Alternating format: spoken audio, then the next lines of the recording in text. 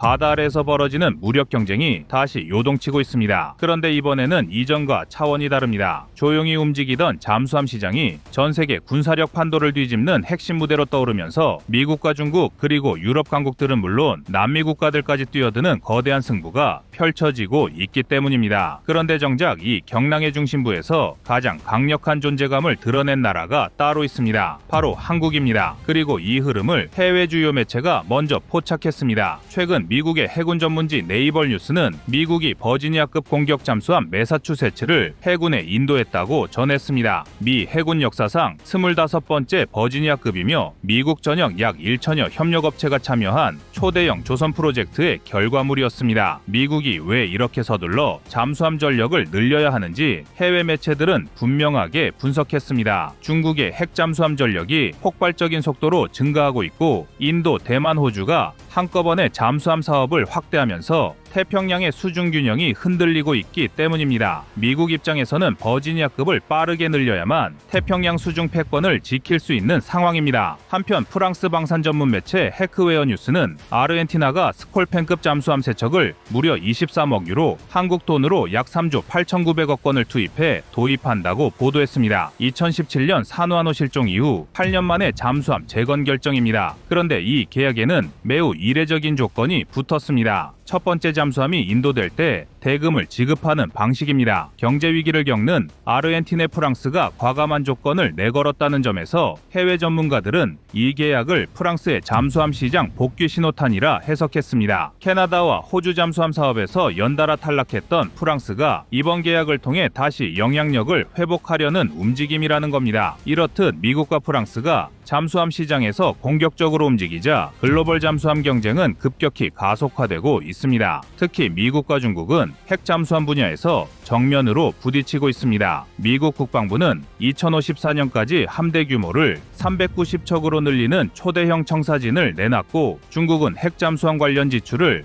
2024년 약 3조 8,200억 원에서 2034년 약 6조 3,200억 원으로 확대할 계획을 세웠습니다. 인도 역시 2035년까지 약 46조 5,100억 원을 핵잠수함에 투입하며 그중 25조 원을 오직 자국 공격 잠수함 6척을 만드는 데 쓰겠다고 발표했습니다. 이 모든 국제적 움직임은 결국 하나의 질문으로 수렴됩니다. 왜 지금 세계는 잠수함 전력을 강화하고 있는가? 그리고 이 경쟁이 계속될수록 가장 크게 유리해지는 국가는 어디인가? 여기서 해외 언론이 주목한 나라가 바로 대한민국이었습니다.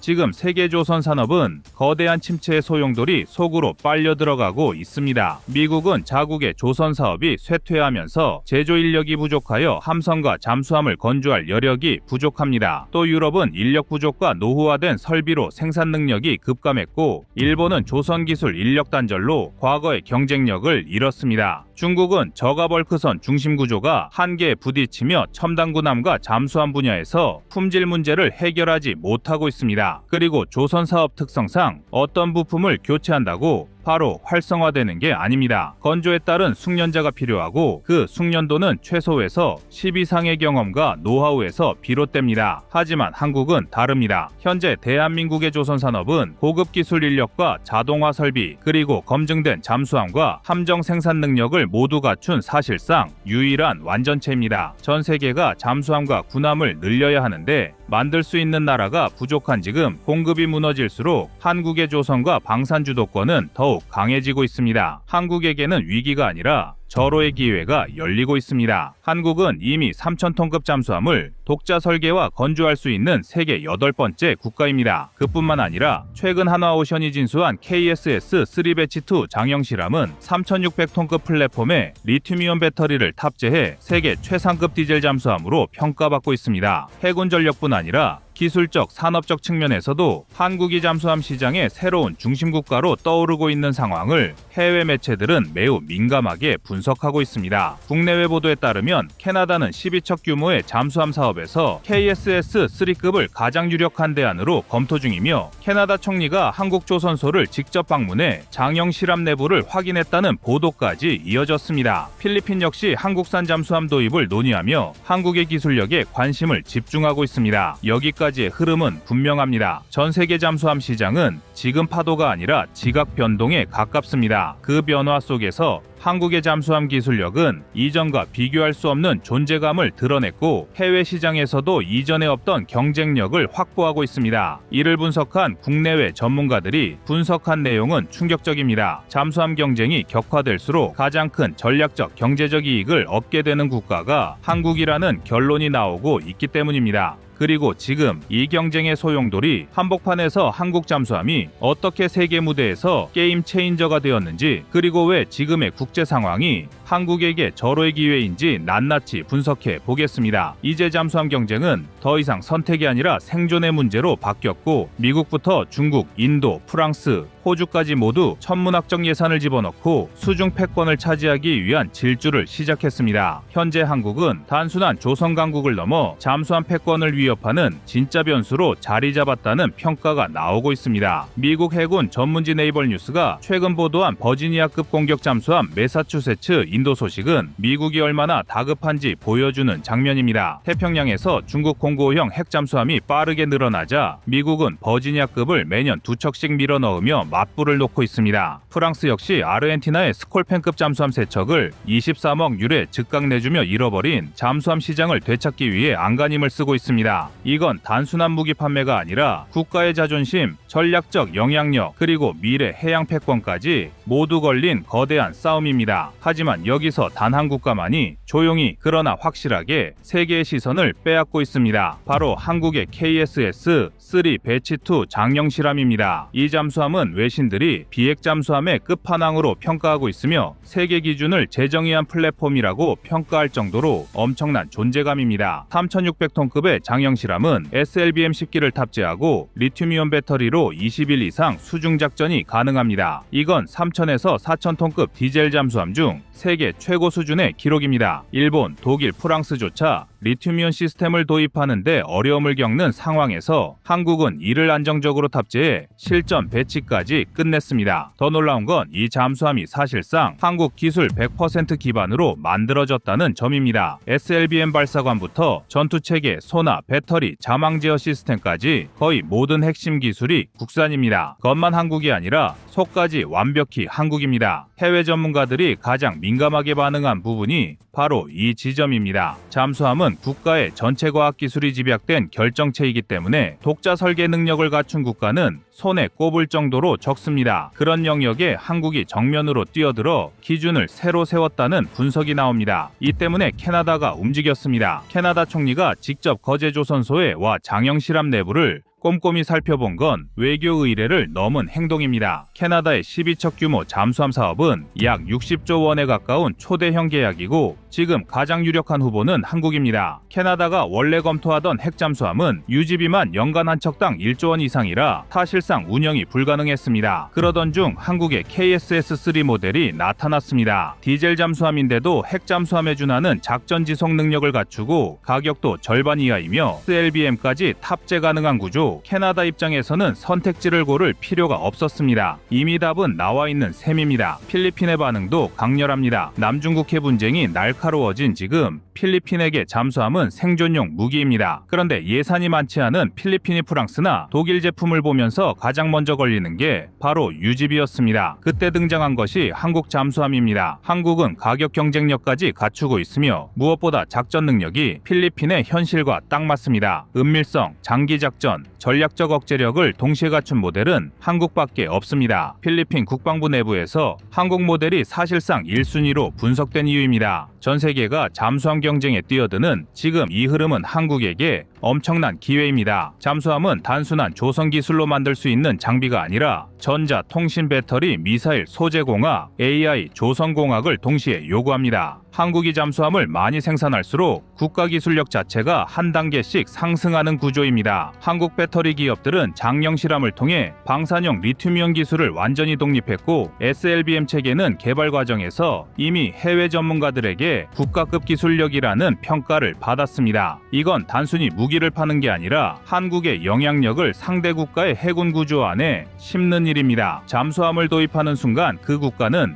향후 수십 년 동안 한국식 정비 부품 전투 체계를 사용하게 됩니다. 즉, 한국 잠수함이 전 세계 바다 아래에서 한국의 힘을 대신 보여주는 셈입니다. 한국이 단 한 척만 수출해도 그 국가는 사실상 한국과의 군사적 파트너십에 들어가는 구조가 됩니다. 강대국만 누리던 외교적 카드가 한국 손에 들어온 것입니다. 장영실함이 보여준 기술력은 비핵 잠수함 기준에서 사실상 세계 최정상입니다. 전 세계가 잠수함 경쟁에 돌입한 이 시점에서 한국은 기술력, 가격, 생산 속도, 확장성까지 모두 갖춘 거의 유일한 국가입니다. 지금이야말로 한국이 세계 수중 시장을 뒤흔들 절호의 기회입니다. 이제 한국의 잠수함은 바다 아래에서 한국의 국기를 대신 들고 있습니다. 고요한 물속 아무도 모르게 접근해 SLBM을 숨기고 20일 넘게 작전하며 전략적 억제력을 발휘하는 그 한 척이 지금 한국의 미래와 기술력 그리고 자존심을 증명하고 있습니다. 대한민국의 잠수함 시대는 이제 막 시작됐습니다.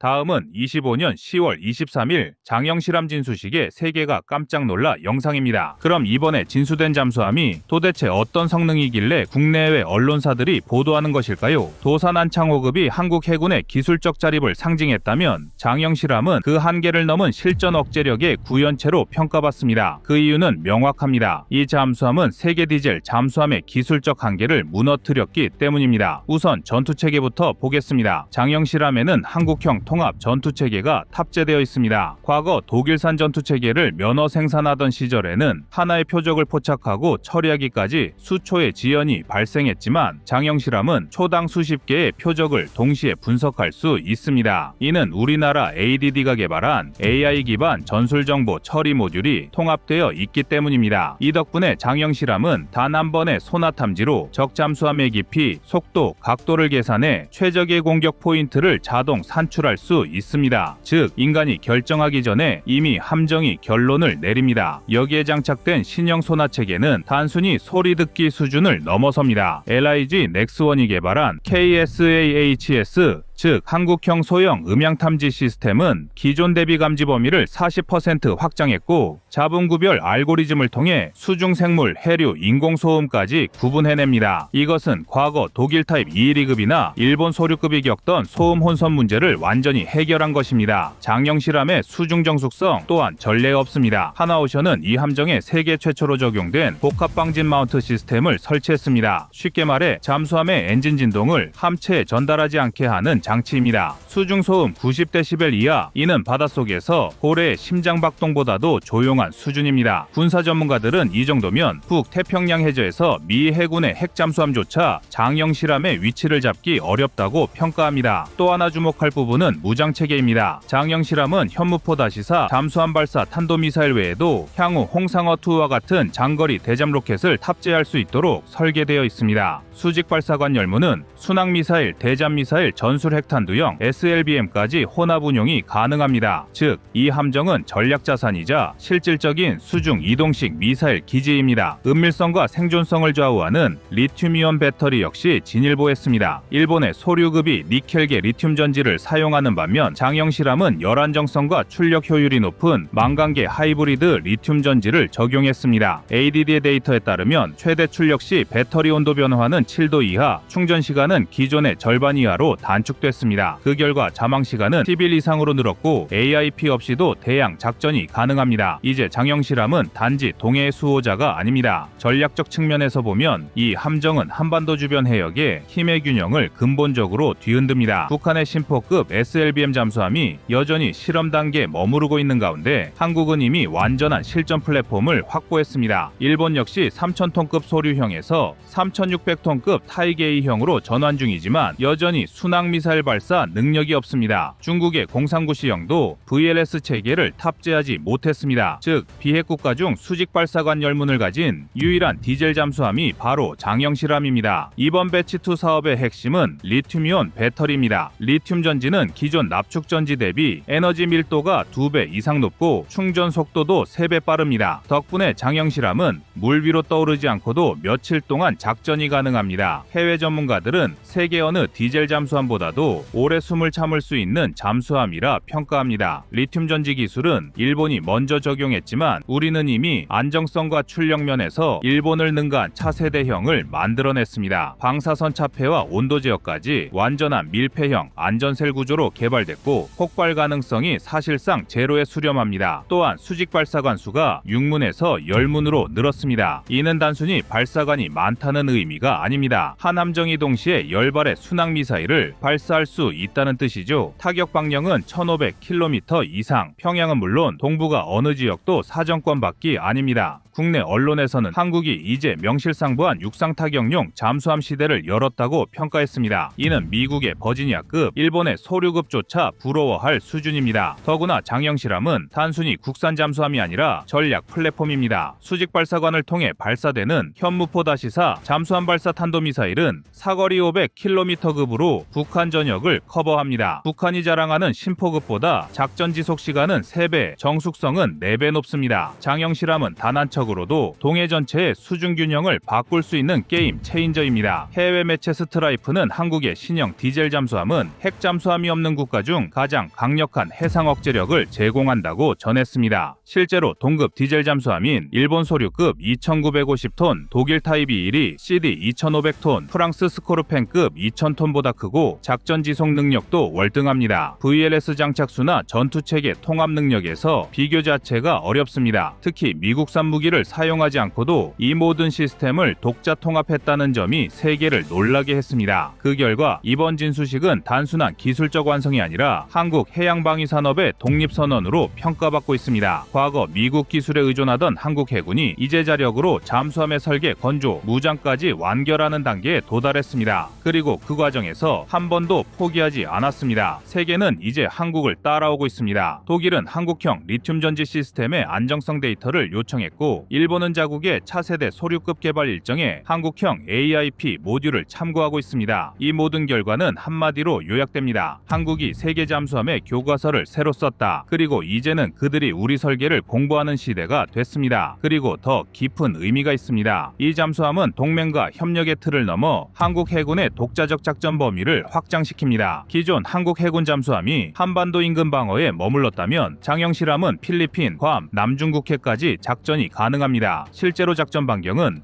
약 8000km, 최대 자망 심도는 400m로 알려져 있습니다. 이는 한번 출항하면 일본 해역을 우회해 태평양을 건너갈 수 있는 수준입니다. 이로써 한국은 수중전에서 일본과 중국을 동시에 제압할 수 있는 실질적 잠수함 전력을 보유하게 됐습니다. 군사 전문가들은 장영실함은 동북아 해양 패권 구도의 변곡점이라 평가합니다. 특히 이 잠수함의 성공은 향후 한국의 핵 잠수함 개발에도 직접적 영향을 미칩니다. 이미 한화오션은 장영실함의 설계 데이터를 기반으로 장보고포의 핵 추진형 모델을 검토 중입니다. 만약 그 계획이 현실화된다면 대한민국은 핵 잠수함 보유국 문턱에 서게 됩니다. 30년 전 우리는 독일의 도움 없이는 잠수함을 그릴 수도 운용할 수도 없었습니다. 하지만 지금 우리는 그 독일보다 더 조용하고 더 멀리 가는 잠수함을 보유했습니다. 한국은 이제 수입국이 아닌 표준 제정국이 되었습니다. 일본이 따라잡으려는 소류 개량형은 이미 우리의 뒤를 쫓는 중입니다. 유럽 언론들은 이를 두고 이렇게 표현했습니다. 한국이 바다 밑의 규칙을 바꾸었다고 말입니다.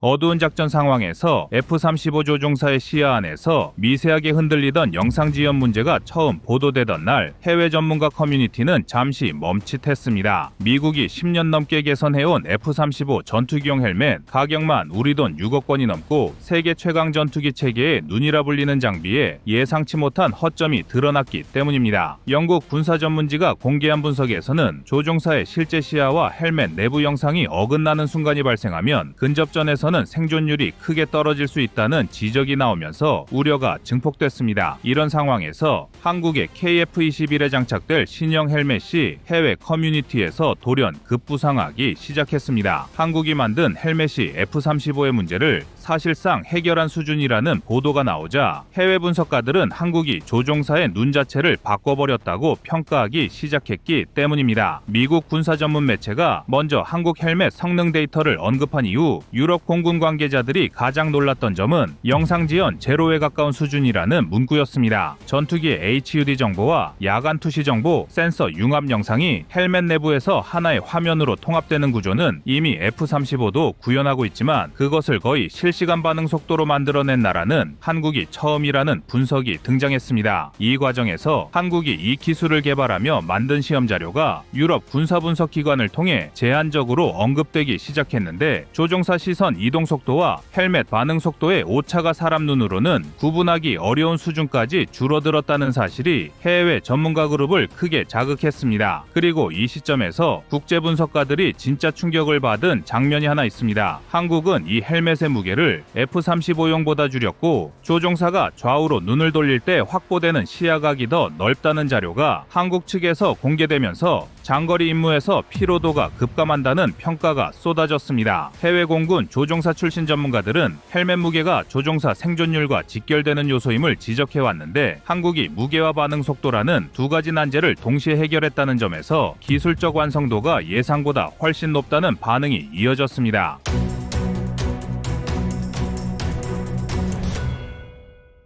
한국과 미국산 헬멧의 결정적인 차이가 하나 있습니다. 바로 F-35 헬멧은 야간 투시 영상과 조종사 시야 영상이 겹칠 때 흔들림이 발생해 조종사가 멀미를 호소하는 사례가 있었다는 보도가 있었지만 한국의 신형 헬멧은 야간 모드 전환 시 센서 재배치와 영상 보정 알고리즘이 동시에 작동해 시야 흔들림이 거의 없다는 국내 시험 평가 결과가 해외 전문가 사이에서도 소개됐습니다. 이 기술은 전투기 조종사의 생존성과 직결되는 요소이기 때문에 해외 공군은 한국의 야간 투시 알고리즘을 높은 가치로 평가하고 있습니다. 결국 한국의 헬멧 기술은 F-35의 단점을 보완한 정도가 아니라 완전히 새로운 기준을 만들어냈다는 해외 평가가 쏟아지는 이유는 단순히 성능이 더 좋아서가 아니라 조종사 감각과 기체 센서가 하나의 전투 시스템으로 묶이는 기술적 개념을 한국이 더 빨리 실전화했기 때문입니다. 한국이 전투기의 눈을 바꾼 것이 아니라 전투 방식 자체를 바꿔버렸다는 말이 나오는 이유도 바로 여기에 있습니다. 미국과 유럽의 헬멧 마운트, 디스플레이 분야에서 일하는 엔지니어들이 특히 주목한 대목은 한국이 전투기 조종사 헬멧을 개발하는데 지상 시뮬레이터 최적화 대신 실제 비행 반응 데이터 기반으로 난제를 풀어갔다는 사실이었습니다. 이 구조는 흔히 말하는 보수적인 서방 개발 절차와는 다른 발상으로 전투기 주요 센서 통합 소프트웨어에서 얻어낸 데이터를 헬멧 시스템 단계로 빠르게 반영할 수 있게 하는 구조였습니다. 방산업계 관계자들이 현장에서 언급한 내용에 따르면 한국은 이 부분에서 수년 앞서는 개발 속도를 확보했고 이 때문에 영상 반응 딜레이를 거의 제로화하는데 성공했다고 알려졌습니다. 미국 보도가 언급한 F-35 헬멧보다 빠른 응답 시간이라는 표현이 한국의 국방기술 관계자들 사이에서 회자되던 결정적 이유도 여기 있습니다. F-35 헬멧은 미국이 가진 세계 최고 수준의 전투기 인터페이스 기술로 개발됐지만 조종사들의 실전 비행에서 영상 흔들림과 어긋남이 반복적으로 보고되면서 파일럿 커뮤니티에서 문제 제기가 지속됐습니다. 이 문제는 단순 불편이 아닌 목숨과 직결되는 요소이기 때문에 해외 언론은 특히 이 부분을 비중 있게 다뤘습니다. 한국의 헬멧은 이 문제를 개발 초기부터 최우선 기술 요소로 잡아 해결하는 방식을 택했고 결과적으로 성능이 예상보다 월등하게 높아졌다는 분석이 이어졌습니다. 게다가 최근 공개된 한국항공우주산업 현장 영상에서는 KF-21 조종사가 신형 헬멧을 착용하고 진행한 초기 시험 비행에서 헬멧과 기체 센서 정보의 싱크가 거의 완벽하게 맞아떨어지는 장면이 포착됐습니다. 이 영상이 국내외 전문가 커뮤니티에 퍼지면서 기체보다 헬멧이 먼저 5세대급으로 올라섰다는 말이 나오기 시작했고 해외 공군 관계자들이 실제로 이 표현을 사용하면서 한국 헬멧에 대한 관심은 극적으로 증가했습니다. 그리고 해외 외신 분석에서 의미 있는 문장 하나가 더 등장했습니다. 한국이 KF-21 성능을 의도적으로 낮춰 말하고 있다. 이 문장을 가장 먼저 보도한 곳은 아시아 군사 전문지였고 이어 한국에서도 관련 분석이 이어졌습니다. 미국이 한국의 전투기 기술 발전 속도를 예의주시하고 있어 한국이 KF-21의 스텔스 성능과 전자전 능력 그리고 핵심 장비 일부를 의도적으로 과소평가된 수치로 설명하고 있다는 전문가 분석이 나왔습니다. 이런 배경에서 헬멧 기술만큼은 숨기기 어려워져 해외 언론에서도 자연스럽게 주목하게 되었습니다. 한국이 개발한 신형 헬멧은 F-35용 헬멧과 다른 철학을 가지고 설계됐습니다. F-35 헬멧이 조종사와 기체 사이의 인터페이스를 확장하는 장비라면 한국 헬멧은 조종사 감각 자체를 전투 시스템의 일부로 흡수시키는 구조였습니다. 그래서 일부 해외 군사평론가들이 조종사의 눈을 기체가 직접 읽는다는 표현을 쓰기 시작했습니다. 이 설계 방식은 미국에서도 연구는 진행 중이지만 본격 실전 투입은 되지 않은 기술이었고 한국은 이 기술을 실전형 개념으로 밀어붙여 KF-21 체계에 적용시켰습니다. 이런 배경이 맞물리며 해외 언론은 한국이 그동안 전투기 기체 개발국 정도로 여겨지던 위치에서 갑자기 전투기 인터페이스 기술의 최전선으로 뛰어올랐다고 분석했습니다. 기존 전투기 개발국들도 헬멧 기술을 발전시키기 위해 수십 년의 데이터를 쌓아야 했고 미국조차 F-35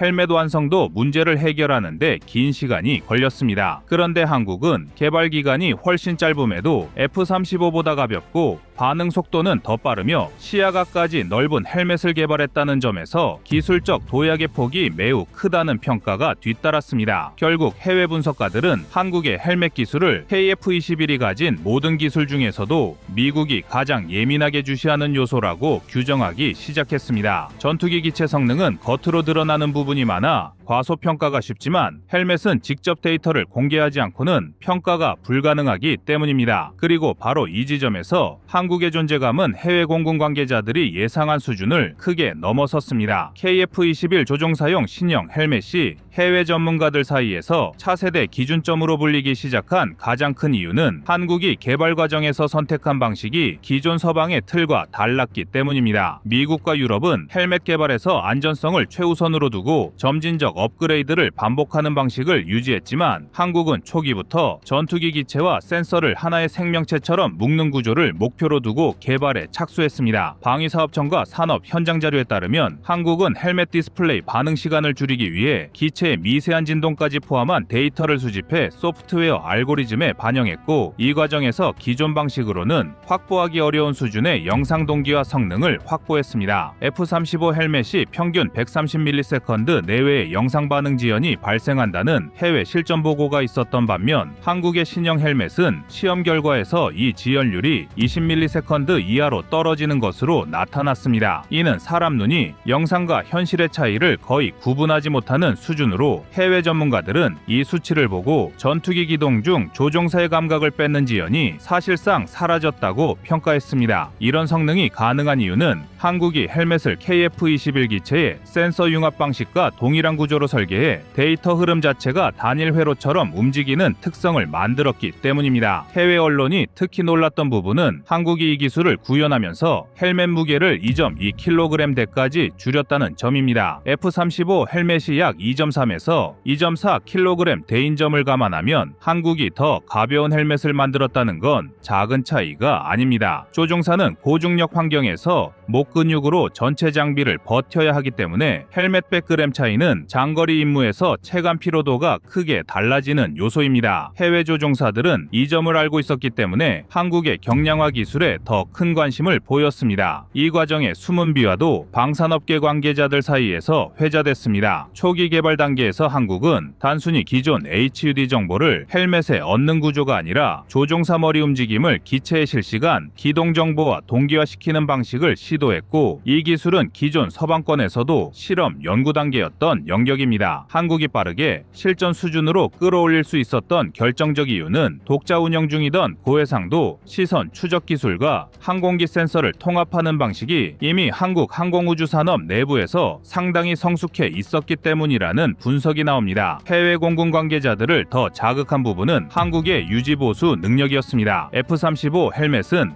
헬멧 맞춤 제작 시스템 때문에 조종사 한 명당 6억 원 수준의 비용이 들어가지만 한국 헬멧은 모듈형 설계 구조를 적용해 특정 부품만 교체하더라도 전체 헬멧 성능이 유지되도록 설계돼 비용 대비 효율이 더 높다는 평가를 받았습니다. 특히 센서 모듈이 고장나더라도 전체 시스템을 교체할 필요가 없기 때문에 해외 공군에서는 이 부분을 한국 기술의 가장 실용적인 장점으로 언급했습니다.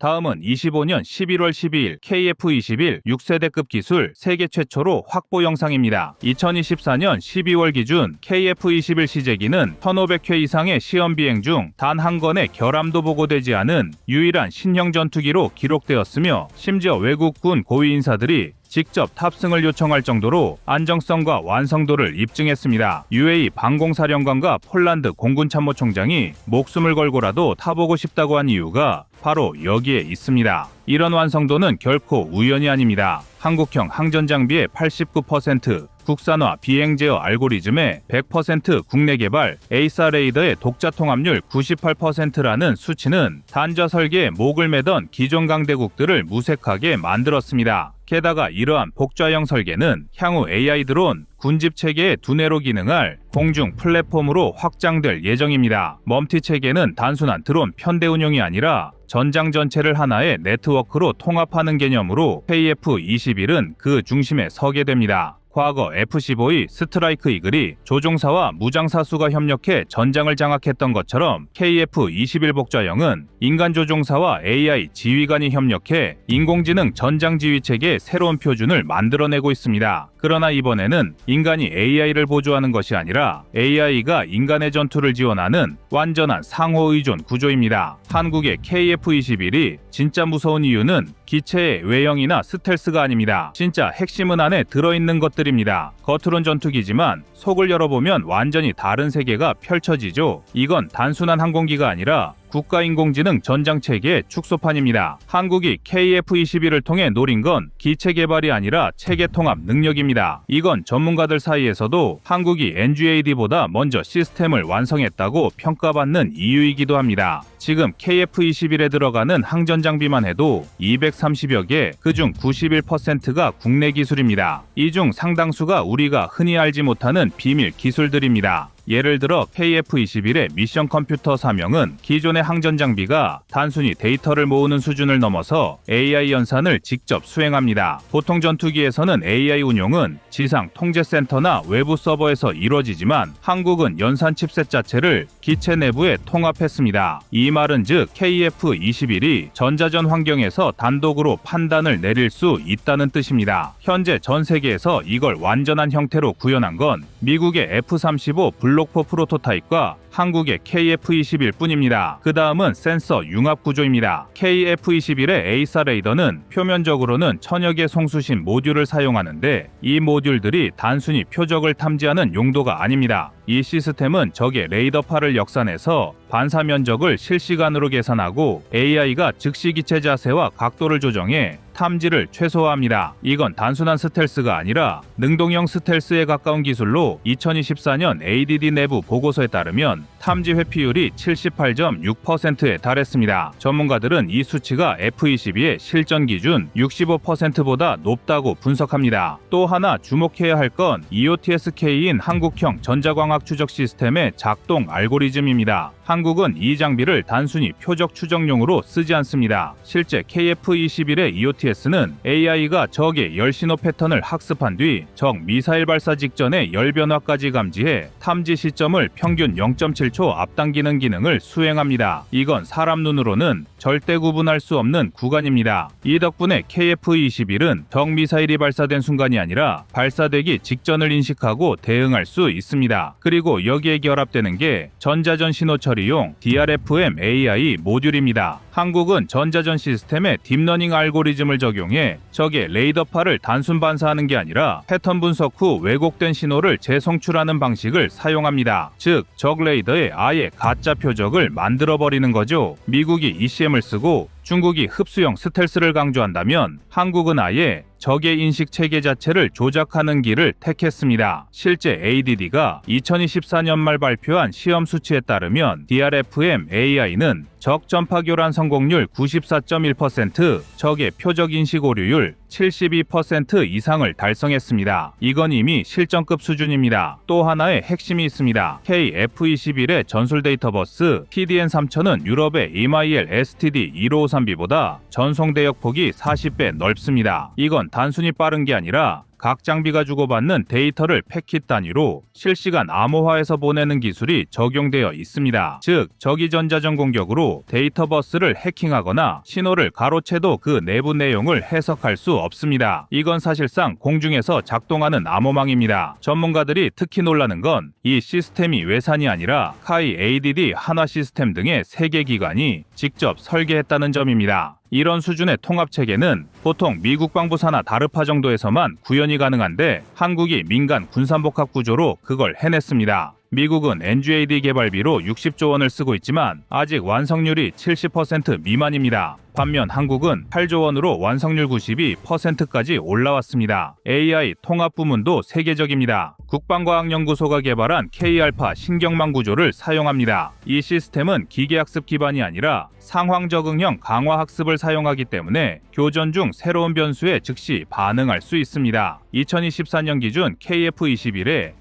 AI 알고리즘 학습 데이터는 1.7 페타바이트, 이는 F-35의 훈련 데이터량인 약 900테라바이트의 거의 2배에 달합니다. 즉 KF-21의 AI는 이미 전투 경험을 2배 더 가지고 있는 셈이죠. 또 하나 전문가들이 높게 평가하는 게 열관리 시스템입니다. KF-21은 고온의 항전 장비가 밀집된 기체 구조임에도 기압 변화에 따라 냉각 유로를 자동 조정하는 능동 열관리 기술을 채택했습니다. 이건 유럽조차 구현하지 못한 분야로 냉각 효율이 기존 대비 37% 향상됐습니다. 즉, 항전 장비의 과열로 인한 시스템 다운 확률이 거의 제로에 가깝습니다. 미 공군의 F-35가 실전에서 자주 통신 불안정이나 센서 오류를 겪는 이유가 바로 이 냉각 관리 문제 때문이죠. 그리고 이런 체계가 가능한 이유는 한국이 이미 국가 단위의 AI 방산 융합 인프라를 구축했기 때문입니다. 국방과학연구소 ADD, 한화 LIGNX1, 카이가 공유하는 K-이마일 클라우드는 세계 유일의 군사용 데이터 공유망으로 보안 레벨은 미 NSA 기준 등급 4A를 만족합니다. 즉, KF-21은 단일 기체가 아니라 국가방산 AI망 전체와 연결된 하나의 노드입니다. 이건 F-35조차 아직 완벽히 구현하지 못한 체계입니다. 결과적으로 KF-21은 단순히 비행 성능이 뛰어난 전투기가 아닙니다. 그건 이미 10년 전 이야기입니다. 지금의 KF-21은 공중지휘 인공지능 플랫폼이며 기술적으로 독립적인 6세대 전투체계에 가장 가까운 전투기입니다. 미국은 자본으로, 유럽은 연합으로, 일본은 미국의 기술로 그걸 만들지만 한국은 오직 자신의 시스템 통합 능력으로 그것을 만들어냈습니다. 이제 한국은 그 누구도 넘볼 수 없는 전장 설계 국가로 올라섰습니다. 그리고 그 시작은 바로 지금의 KF-21로 시작되고 있습니다.